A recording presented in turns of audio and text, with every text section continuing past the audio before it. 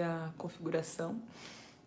Sejam muito bem-vindos a esse tempo nosso de live. Espero que você já esteja chegando com expectativa daquilo que Deus vai fazer no nosso meio, daquilo que Ele vai falar aos nossos corações. Que, cara, de verdade, não sei como é pra você, mas até uma das coisas que eu tenho compartilhado é que todas as vezes que eu escuto, né, os meus pais, ou então que eu estou ministrando aqui, eu sou extremamente ministrada por Deus e Ele sempre fala demais ao meu coração e traz verdades que talvez, sei lá, não chegaria com tanta clareza como nesse tempo. Então a minha oração é que Ele também esteja derramando sobre você revelações, que você realmente saia daqui inspirado por tudo aquilo que Ele está falando. Amém? Então, bom dia, povo. Bom dia, Carli. Meu Jesus, fiz caca aqui. Voltei. Bom dia, Carli. Seja bem-vinda a esse tempo. Bom dia, Niédia. Tudo bom? Um dia abençoado realmente para todos nós. Bom dia, Arthur. Seja bem-vindo a esse tempo. Everton. Vamos iniciar então o nosso dia orando e estando na presença de Deus. Te convido a orar comigo. Pai, obrigada por esse dia que se inicia. Obrigada, Senhor, pelas suas misericórdias sobre a nossa vida que se renovaram essa manhã. Que a nossa mente, o nosso coração, os nossos pensamentos estejam alinhados com o Teu, que sejamos realmente ministrados pela Sua palavra nesse tempo, para que juntos a gente cresça e se torne então mais parecidos contigo, Pai.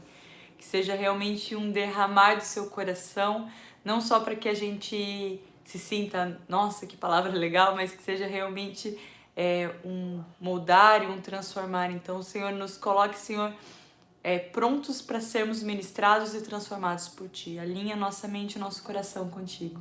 Em Teu nome, amém. Amém?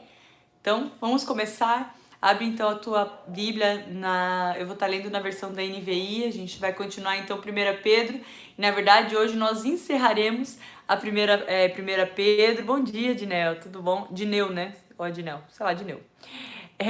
Deixa eu dar oi pro povo que entrou depois. Pierre, seja bem-vindo. Damares, Gisele, sejam muito bem-vindas a esse tempo. 1 Pedro, então, a gente está no capítulo 5 e vamos ler o versículo...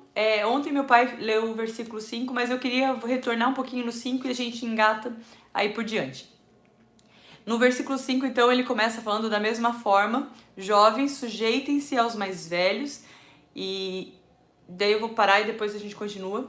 Eu estava procurando sobre o que é sujeitar-se. Eu achei muito interessante uma tradução que ele fala que sujeitar é submeter para sofrer alterações e modificações. Eu achei muito interessante essa definição, né? Então, quando ele está falando aqui sobre se sujeitar, ele não está falando sobre você fingir que está tudo certo e continuar a vida. Ele está falando sobre você se submeter a ponto de você sofrer alterações e modificações. Então, quando ele fala, jovens, sujeitem-se aos mais velhos, ele está falando, esteja aberto, esteja atento para ser transformado e ganhar a forma de Cristo Jesus, né? E seja sempre pronto para isso. E eu estava até lendo na versão da... Peraí que eu acho que caiu aqui a internet, vamos ver se volta. Voltou? Voltou? Acho que voltou, né, gente? Vamos ver. Deixa eu dar oi pro povo então que chegou depois. Edith, bom dia. Júnior, Karine, bom giorno. Então voltou, vamos lá. Então assim, quando ele tá falando sobre se sujeitar aos líderes, ele tá falando então sobre nos submetermos àqueles que são mais velhos espiritualmente, aqueles que já amadureceram ou ganharam uma estatura além da nossa. E às vezes a gente entra numas crises que a gente sempre pensa na questão da idade. E é óbvio que a idade também conta, né? Eu sei que pessoas mais velhas do que eu já viveram muito mais coisas do que eu. Então, quando pensa em se sujeitar, é de você estar, ou você ser humilde o suficiente para receber conselhos de pessoas que já viveram mais coisas que você, né? E eu entendo que a posição para isso é se humilhar, né? É entender que você sempre tem coisas novas para aprender, para que você seja transformado. E é interessante, por que eu voltei nisso, né? Porque nós somos uma geração muito orgulhosa. E nós, nessa geração orgulhosa, nós nos achamos donos da razão. Então, sempre quando a gente senta por uma conversa, nós sentamos achando que é o momento de eu expor o que eu penso, o que eu acho, porque o que eu penso vai acrescentar na vida dos outros. E realmente pode acrescentar, e essa postura não é errada, é boa. O problema é quando você acha que só você acrescenta. E você não está aberto para ouvir aquilo que vai ser derramado sobre você também. E uma das coisas, então, que eu aprendi com o meu pai, até por isso que eu voltei nesse ponto, é que o meu pai é alguém que está sempre pronto, né? Ele está sempre sujeito a aprender coisas novas. Inclusive com os mais novos, mas eu acho muito legal porque ele honra e respeita demais as pessoas que já viveram coisas além daquilo que ele viveu. Eu entendo que essa precisa ser a nossa posição sempre, sabe? De estar sempre pronto, sempre sujeitos e sujeitar-se. Eu quero que vocês olhem por aquele ângulo que eu falei, tem a ver com se submeter para sofrer alterações e modificações. Não se sujeitar não é só parar para ouvir, mas sujeitar significa estar pronto para ser transformado e moldado para que ganhemos então a estatura de Cristo Jesus. Ele continua então ali mesmo no versículo 5, ele fala: sejam todos humildes uns para com os outros. E eu entendo que a palavra humilde tem tudo a ver com a primeira parte, porque a única forma de nós nos sujeitarmos a alguma coisa se inicia com a humildade. Você nunca vai se sujeitar se você está numa posição de prepotência. Se você acha que você é o Todo-Poderoso, né?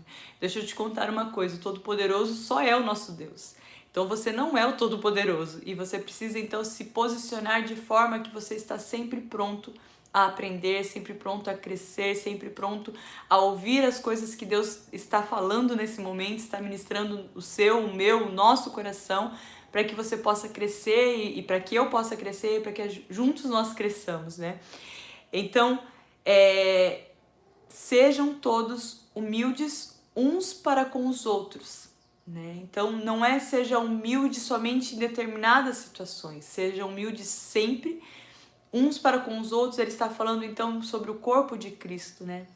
Se posicione num lugar de humildade. E é engraçado porque o sentimento que eu tenho, que parece que quando nós começamos a crescer de cargo dentro da igreja, nós saímos dessa posição de humildade, né? Quando a gente, sei lá, se torna apacentador ou se torna coordenador, nós começamos a nos colocar numa posição de que eu sei mais porque eu estou nesse lugar, né? Mas uma das coisas que eu tenho entendido e aprendido é que sempre tem coisas novas para aprendermos. Sempre tem coisas que Deus quer derramar e quer acrescentar na nossa vida. E então nós precisamos entrar neste lugar de que eu não estou pronto. E por isso que ele fala que até que todos alcancemos a plenitude da medida de Cristo Jesus. Então a nossa medida, o nosso padrão não é um padrão que a gente coloca às vezes tão baixo. O nosso padrão não é nós mesmos. O nosso padrão é Deus. E se o padrão é Deus, o padrão é muito elevado. Eu acho muito legal aquele texto que Jesus fala: sejam perfeitos como Deus é perfeito. E eu sempre li esse texto como tipo, impossível, nunca seremos. Mas o que Jesus estava estabelecendo ali era um padrão. Eu estava assim, não olhe para um padrão aqui, olhe para esse padrão. O padrão seu é Deus, ele te criou para ser imagem e semelhança de Deus.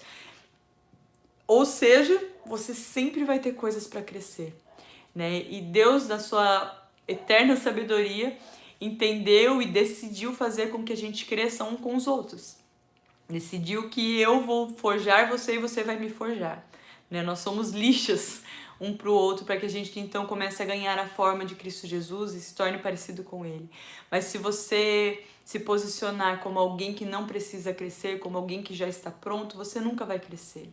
E aí isso prejudica o corpo inteiro. Se eu me posicionar como alguém que sabe todas as coisas, eu não vou estar aberta para ser tratada e moldada por Jesus. E no fim das contas, nós somos os que mais perdemos.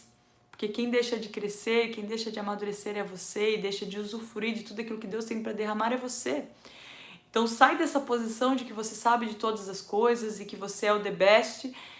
Se posicione como aquilo que você é. Eu acho incrível aquele texto de Romanos, quando ele fala sobre termos uma visão equilibrada sobre nós. Ele fala para não termos um conceito elevado demais sobre nós mesmos. E às vezes nós nos posicionamos como alguém que tem um conceito elevado demais, né? Seja humilde um com os outros e seja pronto para crescer, para aprender, para que a gente possa amadurecer juntos.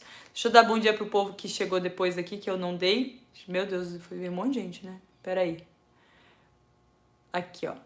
Bom dia, Jackson, Débora, seja bem-vinda a esse tempo. Vani, Nayara, Carli, Alcione, Elton, Carla, Luciana, sejam muito bem-vindos para a gente estar conversando aqui. A gente está então em 1 Pedro 5, 5, e daí ele encerra o texto do versículo 5 ali com uma chave de ouro. Ele fala, então Deus se opõe aos orgulhosos, mas concede graça aos humildes. Então qual que é a posição sua de ser humilde? É porque Deus concede graça aos humildes, mas mais sério do que isso, e eu entendo que isso é uma coisa que precisa virar em nós, é essa frase, Deus se opõe aos orgulhosos. Gente, que pesado, né? Deus se opõe aos orgulhosos. E é muito engraçado porque nós tratamos o orgulho, ou nós tratamos isso como um pecadinho, uma situaçãozinha que a gente está vivendo, mas, né, eu sou um pouco orgulhoso e tudo certo, né, vou resolver com a vida. Mas você já pensou o quanto é sério isso? Deus se opõe a você quando você está sendo orgulhoso. O próprio Deus se opõe a você quando você está sendo orgulhoso. É muito mais sério do que o peso que nós damos. Deus se opõe aos orgulhosos. Ou seja, quando você se posiciona numa posição de orgulho, de achar que você é o dono da razão, de achar que você sabe de todas as coisas, o seu fronte, ou a pessoa que está batendo de frente com você é o próprio Deus. Vamos ser bem sinceros, contra o próprio Deus você não pode. Deus se opõe a você quando você se coloca em posição de orgulhoso. E Ele concede graça àqueles que são humildes. Então vamos lá, se ainda não te convenci sobre ser humilde um com o outro, no máximo se você é egoísta, seja humilde. Entre nessa posição, para que você não tenha como oposição o próprio Deus. Deus se opõe aos orgulhosos, aos metidos, aqueles que acham que toda razão está em si mesmo. Nós precisamos começar a crescer, e para crescermos nós precisamos parar de achar que sabemos de todas as coisas. Porque você não sabe de todas as coisas, eu não sei de todas as coisas, nós precisamos nos posicionar a isso. E no versículo 6 ele continua então sobre a humildade, ele fala, portanto, humilhem-se debaixo da mão poderosa de Deus, para que Ele os exalte no tempo devido. Então existe um lugar de humilhação, existe um lugar de estabelecer essa humildade. Né? Ele não está falando simplesmente seja humilde, ele está falando para você se humilhar debaixo da poderosa mão de Deus.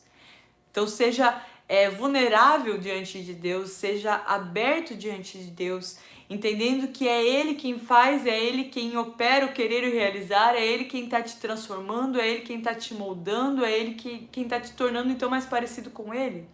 É na compreensão de que Deus ele é soberano sobre todas as coisas, está nas mãos dele todo o poder, a soberania e a autoridade e tudo mais. E por causa disso, então, eu me coloco debaixo da sua poderosa mão. Eu me submeto ao senhorio dele. E por isso que é humilhem-se. Eu estava conversando esses dias, eu não me recordo, acho que foi no GC, com as meninas, e a gente estava falando sobre isso, e uma das coisas que eu tenho entendido em Deus é porque muitas vezes, quando nós entregamos a nossa vida para Jesus, nós não entendemos que nós estamos nos colocando, então, debaixo do senhorio dele. Nós entramos numa posição como se eu entrego a minha vida para Jesus, porque eu entendo que ao entregar a minha vida para Jesus, a minha vida vai ser melhor e as coisas vão resolver e o buraco que existe no meu coração vai ser preenchido. Isso realmente acontece, mas quando o foco está nessas coisas, quando o foco está naquilo que vai acontecer em mim, é como se eu mudasse de posição. Eu me tornei o Deus da relação. Então eu entrego a minha vida para Jesus para que Ele me sirva. Mas Ele continua sendo Deus. Então quando eu entrego a minha vida a Jesus, eu preciso entender que eu estou me colocando debaixo da poderosa mão dEle. E me colocando nesse lugar, eu me coloco debaixo do senhorio dEle. Então, nesse lugar, nessa posição, não tem a ver com aquilo que eu quero, não tem a ver com os meus anseios, com as minhas expectativas, que Deus vai fazer, vai acontecer, não tem a ver com isso, mas tem a ver com me colocar debaixo da vontade dele, debaixo do senhorio, e por isso que humilhem-se debaixo da poderosa mão de Deus, Parem de se achar o Deus da relação, parem de se achar as pessoas que definem como as coisas devem acontecer. Pare de achar que o mundo gira em torno dos seus problemas, em torno do seu próprio umbigo.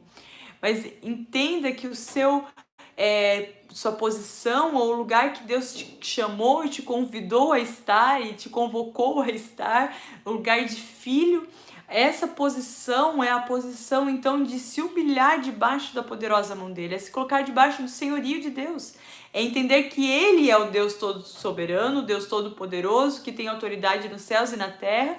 Então, como alguém que entende esse lugar em Deus, eu me coloco debaixo da autoridade dele, de quem ele é. Aquele que reina, aquele que continua sendo e vai ser eternamente. Eu me coloco então debaixo da autoridade dele, entendendo que eu não sou o Senhor da história, ele é o Senhor da história. E tudo que eu faço agora, então eu faço para glorificar o nome dele, eu faço para que o nome dele seja conhecido. E daí quando eu entendo essa posição, não cabe orgulho. Porque vamos ser bem sinceros, e eu vou falar por mim pelo menos.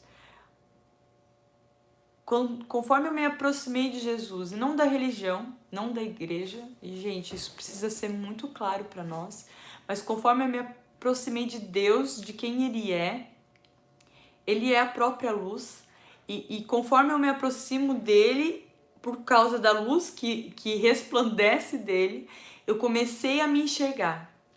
Eu comecei a perceber quem eu sou.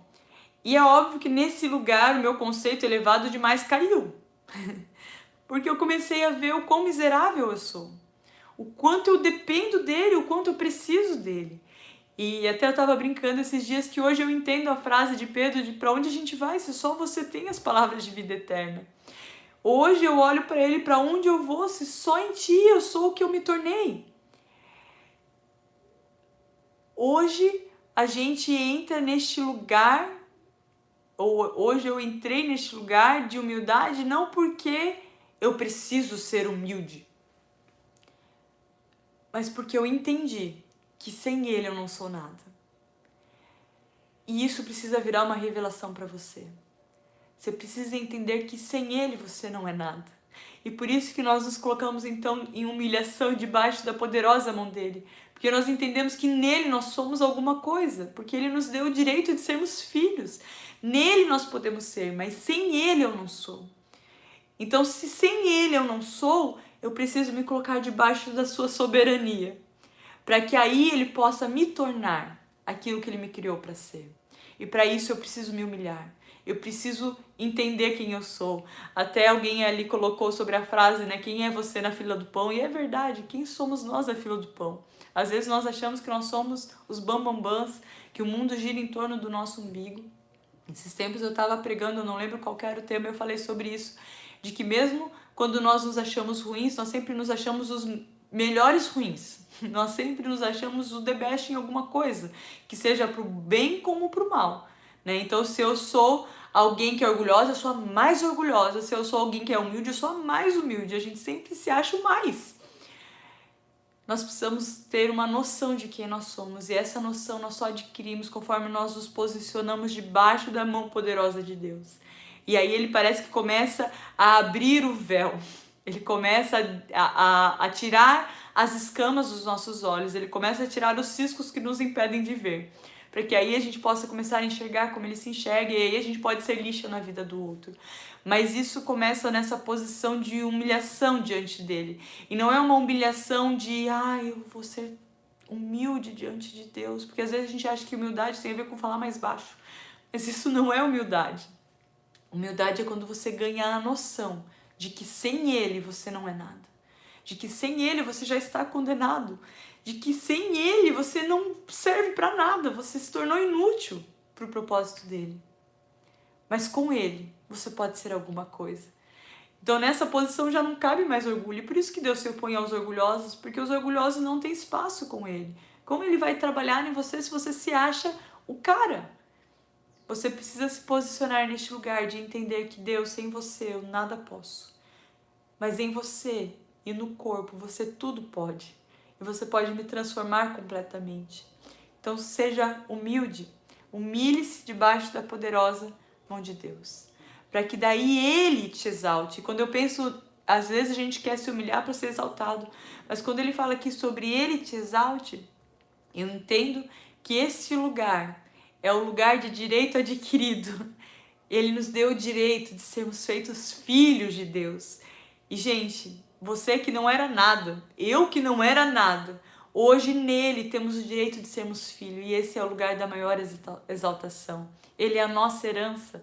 Estar na presença dele é a melhor recompensa. E isso precisa virar em nós de uma vez por todas. A gente ainda é muito terreno, a gente ainda é muito humano. Estamos presos demais nas coisas deste mundo. E a gente daí nesse lugar deixamos de usufruir das coisas eternas que a gente só consegue nele. E a gente só consegue nessa posição de se humilhar debaixo da mão poderosa dele. E no versículo 7, então ele fala, então lancem sobre ele toda a sua ansiedade, porque ele tem cuidado de vocês. A gente está numa era onde todos nós somos extremamente ansiosos, estamos sempre preocupados com o amanhã, sempre preocupados com o que vai acontecer, e na nossa preocupação do amanhã nós deixamos de usufruir de tudo aquilo que Deus tem feito hoje, porque a gente quer antecipar as coisas. Eu estava lendo, até estou com ele aqui, super indico, Sermão do Monte, do John Wesley. Gente, eu tava brincando que é aquele livro que você fala assim, leia, é muito bom, mas cara, não leia porque vai te quebrar, mas leia porque é muito bom. Eu terminei o livro assim, moída, né? Deus me destroçou. E ele fala muito sobre isso, ele fala sobre guardarmos tesouros na terra, e ele entra nesse lugar de Sermão do Monte, e ele começa a falar sobre o nosso coração estar no lugar errado, né? Guardar tesouros na terra tem a ver com você estar ansiosos com as coisas deste mundo, achando que Deus não vai cuidar de você. Mas Deus, ele te fez filho. E na verdade ele te deu a maior dádiva, né? Hoje você já não está mais condenado pela morte, ele te garantiu a vida eterna, ele é a nossa esperança, ele é a nossa expectativa, e nele está depositado tudo isso. Então lance sobre ele toda a sua ansiedade. E quando ele fala sobre lançar sobre ele, ele está falando sobre os seus momentos de oração, você derramar isso aos pés dele, você ter confiança de que ele é quem te supre. E é muito louco, porque a hora que isso virou em mim, eu parei de me preocupar com o salário do fim do mês. Eu comecei a entender que eu não trabalho por causa do salário. Eu trabalho para glorificar o nome dele, para ser expressão de quem ele é aqui na terra, para ser luz no ambiente onde estou. Porque quem me sustenta não é o meu chefe, não é o lugar onde eu trabalho, quem me sustenta é o meu Senhor. É Ele que garante o meu alimento, é Ele que garante o meu sustento, é Ele que garante as minhas vestimentas, é Ele que garante tudo. E quando a nossa mente entra neste lugar, quando ela passa por essa metanoia, nós começamos então a ser gratos por tudo que nós recebemos, porque nós entendemos que tudo que nós temos por causa dEle. Então lance sobre Ele toda a sua ansiedade, porque Ele tem cuidado de você. Nada tem te faltado. E às vezes a gente entra assim, não, mas aqui tá faltando. Mas vamos ser bem sinceros, o que nós achamos que está faltando são as coisas supérfluas deste mundo, ou então está faltando o necessário, porque a gente, ao invés de adquirir o necessário, nós estamos adquirindo as coisas supérfluas desse mundo. Porque o nosso tesouro ainda está nas coisas terrenas, ainda está nas coisas desse mundo. Lance sobre ele toda a sua ansiedade. Entenda que ele é o seu lugar seguro. É nele que vai ser suprida não as suas expectativas, mas todas as suas necessidades. Porque ele te conhece, ele tem cuidado de você. Você é filho e ele é o bom pai. E isso precisa causar em nós uma mudança de mente, uma transformação de ação. Pare de andar ansioso pelo dia de amanhã, por aquilo que vai acontecer amanhã. Comece a viver aquilo que Deus tem te dado hoje. Comece a ser transformado por quem Ele é. Comece a se colocar nessa posição de Ele poder ganhar forma em você. E ele então continua no versículo 8, ele fala, estejam alertas e vigiem. O diabo, o inimigo de vocês, anda ao redor como leão, rugindo e procurando a quem possa devorar. Esteja alerta e vigie. E eu acho muito interessante porque ele fala, ele anda ao redor como leão. Ele não é o leão. Nós conhecemos o leão da tribo de Judá, mas ele nos cerca como um leão rugindo, procurando quem possa devorar, ou seja, ele nos amedronta, ele nos coloca em posição de Poxa vida, agora eu perdi a palavra. De resistência, eu acho que essa pode dizer o que é. Mas ele nos coloca nessa posição de defesa. Essa palavra. Ele nos coloca em posição de guarda levantada, né? De proteção. E com isso, nós levantamos fortalezas ao nosso redor que impede, inclusive, de vermos a Deus. Então, esteja alerta e vigie o tempo todo. E eu acho muito louco, então, o texto 9, que ele fala: resistam-lhe, permanecendo firmes na fé. Então, como você resiste ao diabo? Não é você com pensamentos positivos, não é você, sei lá, fazendo qualquer coisa, mas resistir ao diabo, você vai fazer isso, permanecendo firme na sua fé. Então, a sua fé ela precisa continuar crescendo, e isso vai fazer com que você ganhe resistência contra o diabo. Permaneça firme na sua fé, sabendo que os irmãos que você tem em todo mundo estão passando pelos mesmos sofrimentos. Você não está sozinho, você faz parte de um corpo, você faz parte de uma família. E as mesmas coisas que você tem passado, todos nós temos enfrentado. É engraçado porque às vezes a gente se posiciona como se, tadinho de mim, só eu estou passando por isso. Mas na verdade todos nós estamos sofrendo as mesmas tentações, passando pelos sofrimentos. É óbvio que é de forma talvez diferente que aconteça com você, mas é sempre na mesma medida que nós sofremos.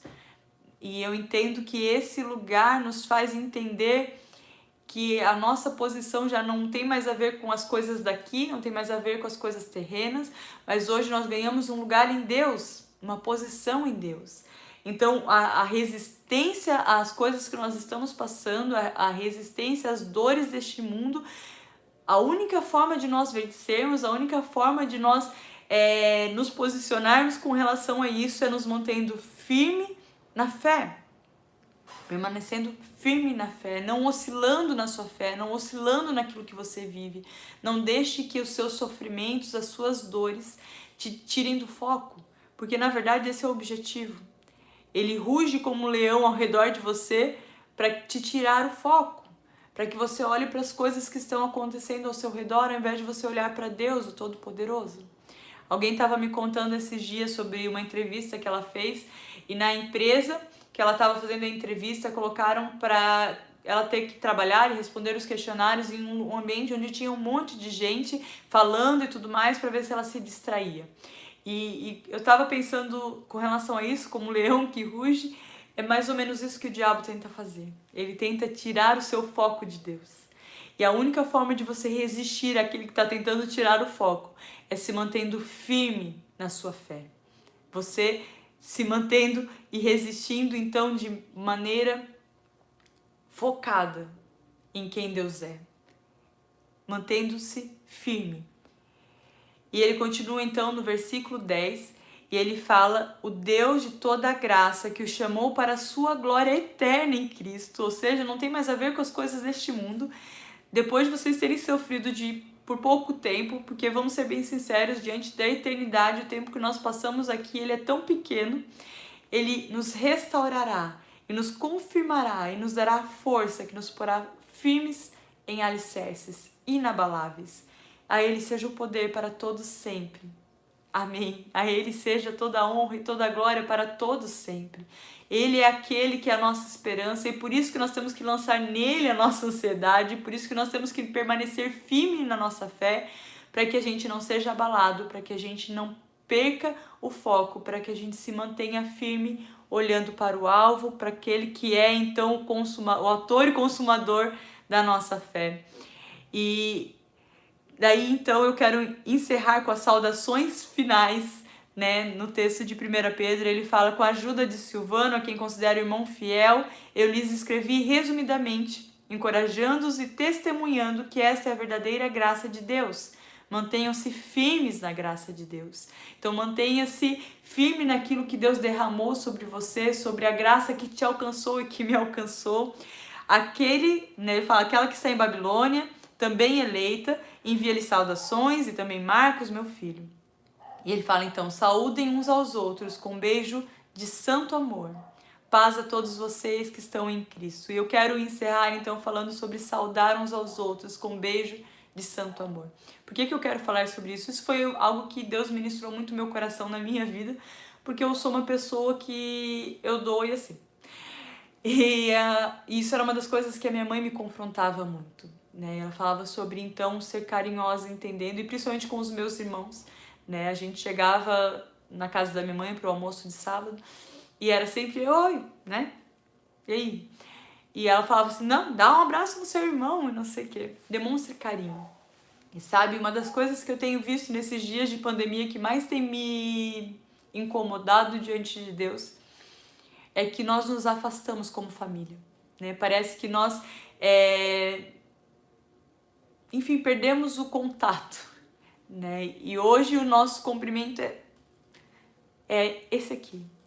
E eu entendo que quando ele fala sobre saudarmos uns aos outros com beijo santo, de santo amor, é entendendo que nós somos uma família em Cristo Jesus.